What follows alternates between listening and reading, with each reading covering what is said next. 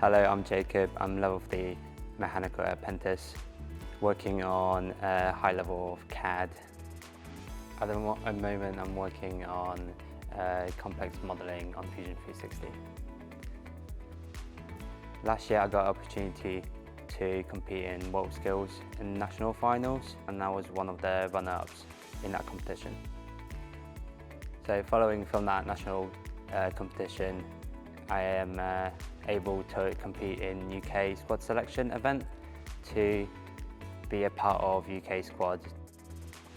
From there, we are invited to go to Europe Additive Manufacturing competition.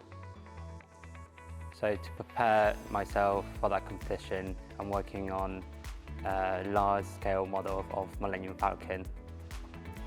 We are 3D printing the whole model using our 3D printers in class.